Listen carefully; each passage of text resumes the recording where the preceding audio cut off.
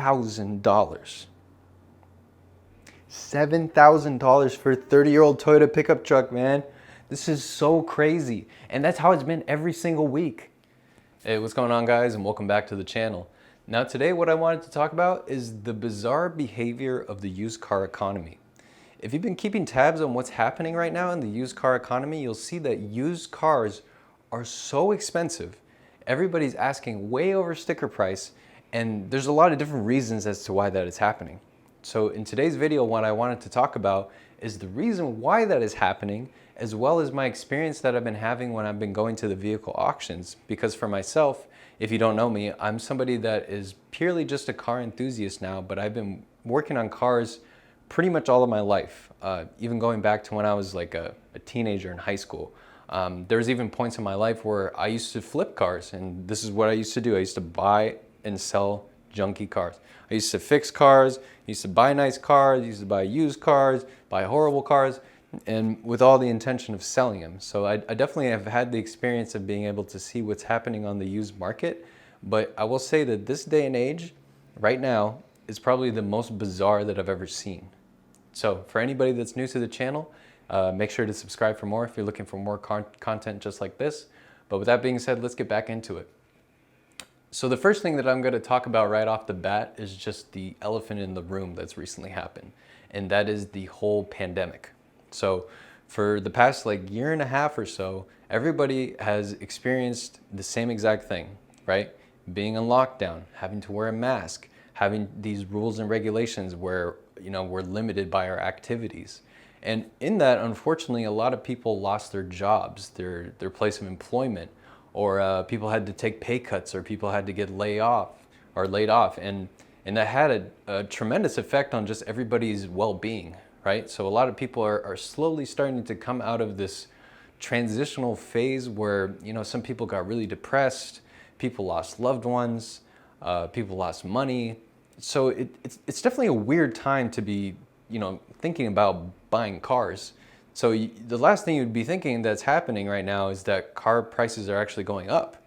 But with that, a lot of raw materials are being, skyrocketing to the roof, because the cost of raw materials are going up because the production is low right now, and especially a lot of aspects of life. It's not just cars, it's definitely homes. Like the housing market has skyrocketed as well. Like you see people that be spending $50,000 or $100,000 over asking price just to secure a home.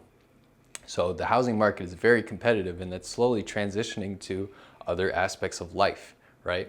So with the housing market, I definitely want to keep that kind of to the side, because I know that this is more of a car channel and we should be just talking about cars. So getting back to cars, what's happening is, since raw materials are getting so expensive and they're so scarce right now, that's leading to new cars, the production of them slowing down. So when there's a slowdown on the new production of cars, that means that the used car prices are actually going to be starting to go up. So now we're all experiencing the fact that new car prices are going to be going up because there's just none of them.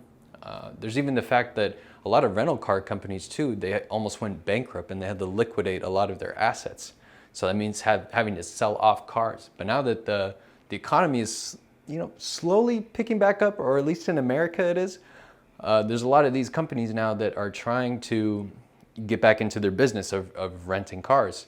And I think with that too, that's having a tremendous impact, because, they have to put in purchase orders for hundreds of thousands of cars. Of course, this is not going to be just at one location. This is going to be happening nationwide, or even worldwide, depending on what enterprise we're talking about here. So that's definitely having an impact on everybody. And now we're seeing the behavior trickle down to the cheap cars. And right now, honestly, there's not really such a thing as a cheap car.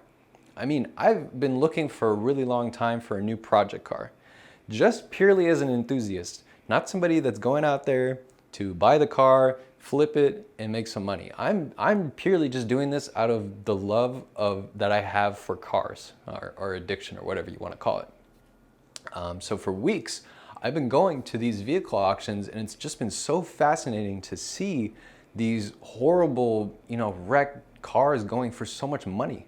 or even nice cars that are just going way over sticker price, right? So what I wanted to share is the recent experience that I've just had with this car, or actually truck, that I was looking at Copart. So it's been kind of on my bucket list of mine to find like a sweet older Toyota pickup truck. I think it's just something that I've always wanted and I've always found interest in, and I've always thought would just be really awesome just to be able to drive every single day. So I've been keeping my eye on them. And even before all this weird, bizarre used car skyrocketing prices and stuff happened, it's just always been an interest that I've definitely had. So I went to the auction and I came across this 1993 Toyota pickup. And this is before the Tacoma, so it's technically called the Toyota pickup.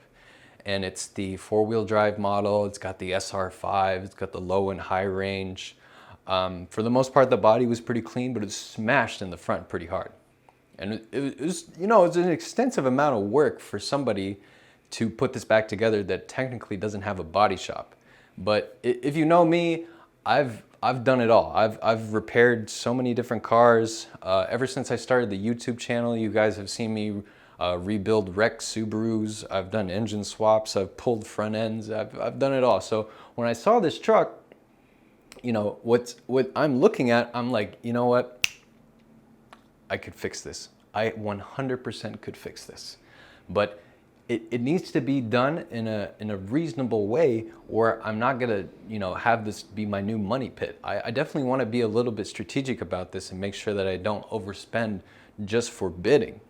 And when it comes to it, I looked around the car and I actually came across the, you know, keyless entry remote, and on the back of it was the previous owner's phone number.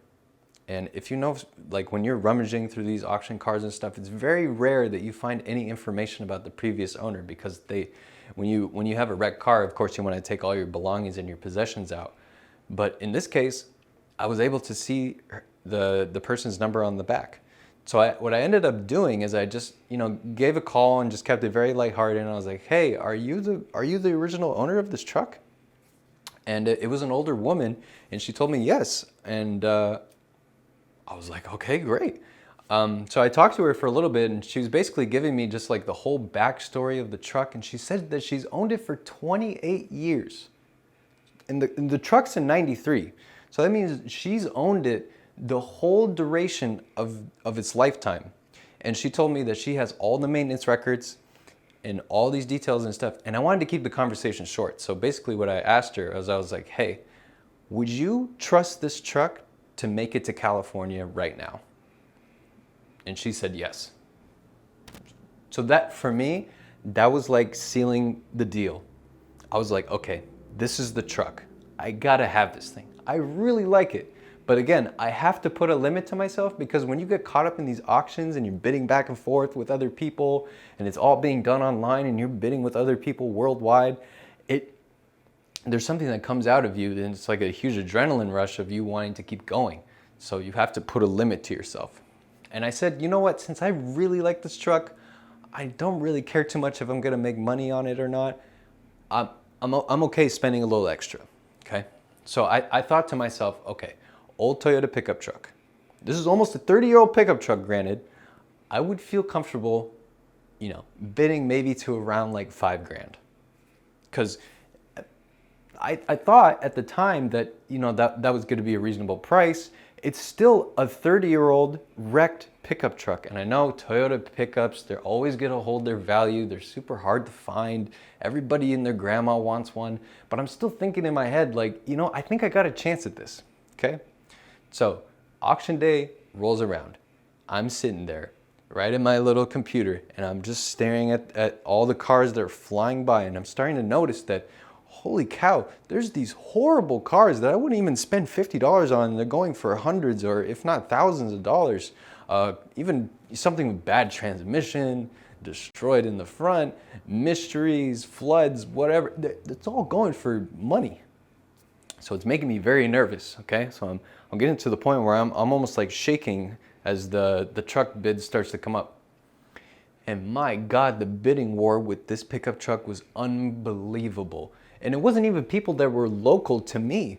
There's people from Guatemala, Honduras, California, and others. And it was just unbelievable. So the numbers started small. We were like at 1,700 bucks. I know for a fact 100% that even if there was a zombie apocalypse happening outside, that this truck is not going to go for $1,700, and that's fine.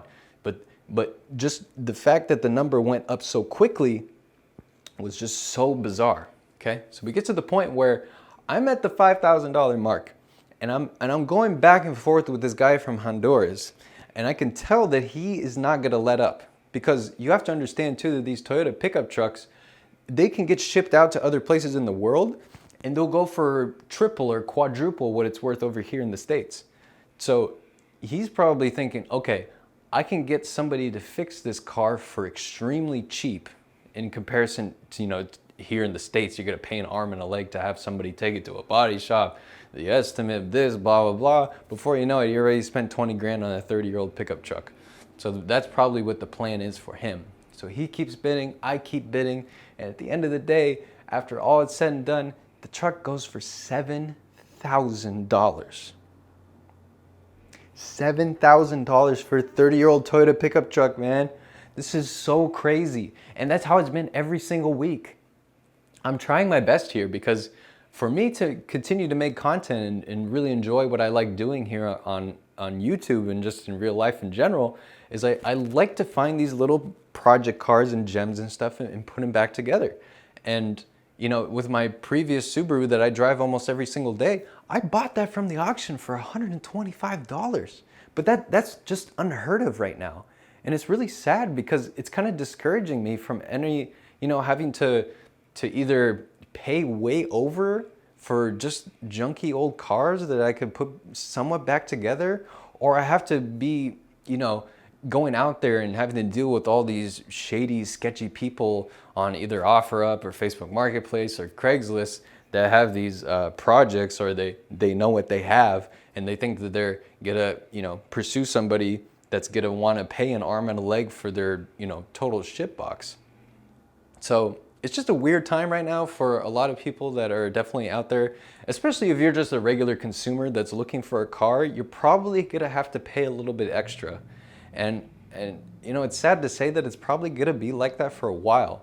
And I'm hoping that things will change eventually, but as of right now, it just seems like that's not really in the cards. And I'm hoping that will change eventually, because there's just so much opportunity, especially for me, to buy another project car, granted whatever it is, to fix and have fun with and share knowledge and be able to make more videos. But as of right now, it just sucks. And it really sucks for everybody.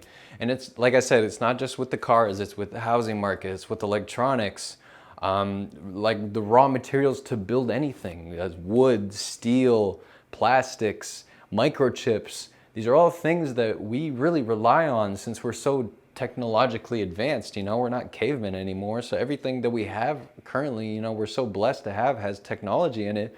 But at the same time, it kind of hinders us from being able to move on to the next step and be able to understand and be able to, come together as a whole again, as like a whole world that just endured like this weird time where we just went through a whole pandemic and stuff. But that's all I really had to say. I wanted to share my story. So yep, that's all I got. So I'll talk to you guys later. Take care.